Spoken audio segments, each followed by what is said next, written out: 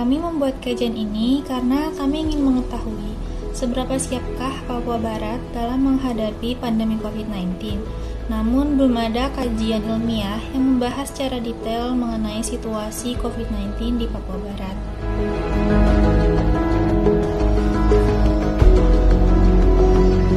Tantangan yang dihadapi dalam penulisan kajian ini, yang pertama mencari data dan skenario yang bisa diaplikasikan di Papua Barat. Itu cukup sulit, apalagi data-data setiap kota kabupaten yang ada di Provinsi Papua Barat itu juga cukup sulit untuk kita dapatkan.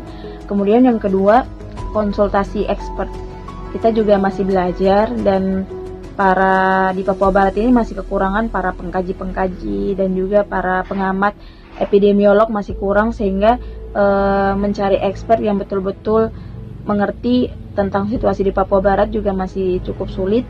Syukurnya kami diarahkan dan dibantu dan didukung juga oleh pembina kami, sehingga kami bisa menyelesaikan kajian ini.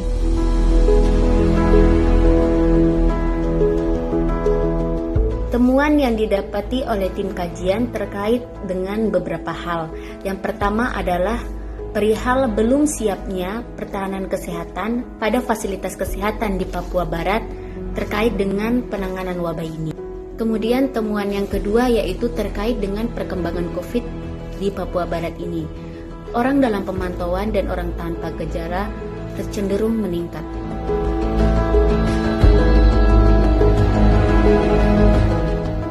Kesimpulan dari kajian kami ini, yang pertama jumlah ODP dan OTG yang didapatkan masih meningkat.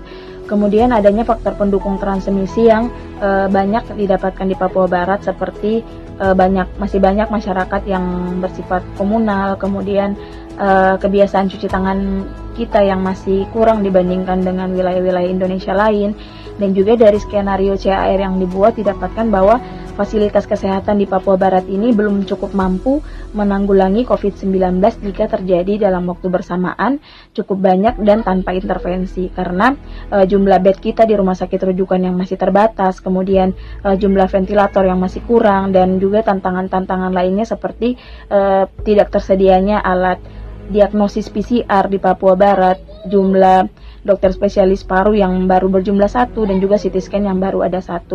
Dan semua itu ditambah lagi dengan physical distancing dan penggunaan masker yang belum dijalankan dan belum diterapkan baik oleh masyarakat di Papua Barat ini. Dan sehingga saran yang kami usulkan, yang pertama pemberlakuan PSBB. Kami sangat mendukung yang sudah dilakukan oleh pemerintah daerah, untuk khususnya pemerintah daerah Kota Sorong untuk mengajukan PSBB. Karena jika menunggu PSBB ini saat kasusnya sudah banyak, justru akan kita sama saja menunggu terjadinya perburukan situasi. Sedangkan PSBB ini diharapkan bisa mencegah terjadinya perburukan situasi.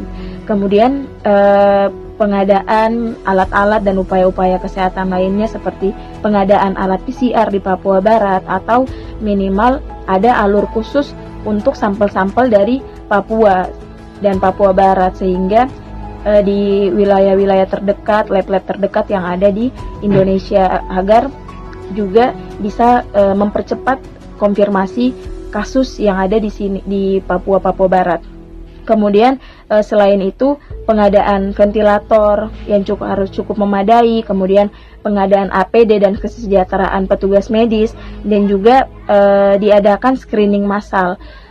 Screening massal ini untuk mendeteksi sedini mungkin, kita menangkap sedini mungkin orang-orang yang sudah terinfeksi, khususnya orang-orang yang tanpa gejala. Dan ini minimal dilakukan screening massal sebanyak-banyaknya di wilayah-wilayah di Papua Barat yang saat ini sudah ada kasus positifnya. Kemudian selain itu disediakan tempat isolasi yang layak untuk para ODP dan OTG. Hal ini untuk meningkatkan atau menjamin bahwa orang-orang dengan ODP dan OTG ini benar-benar melakukan isolasi mandiri, karena ada beberapa kasus yang orang dengan status tersebut masih kurang patuh untuk menjalankan isolasi. Dengan adanya disediakan tempat isolasi yang layak, ini bisa menjamin bahwa dilakukan isolasi mandiri, dan juga menjamin secara fisik dan psikis orang-orang dengan status tersebut.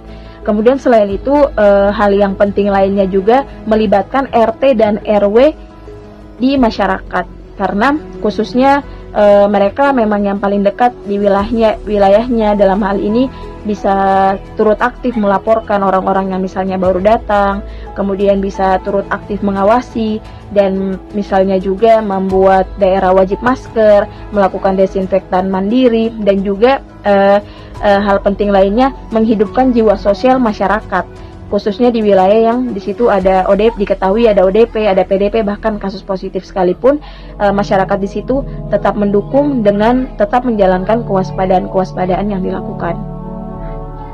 Ya, dan juga saran terakhir untuk masyarakat bahwa mari kita dukung garda terdepan kita yang sedang bekerja saat ini dengan mendisiplinkan diri kita melakukan physical distancing, menggunakan masker, dan juga tidak mudik, karena para petugas kesehatan adalah garda terdepan, tetapi masyarakat adalah garda utama untuk memutus rantai penularan.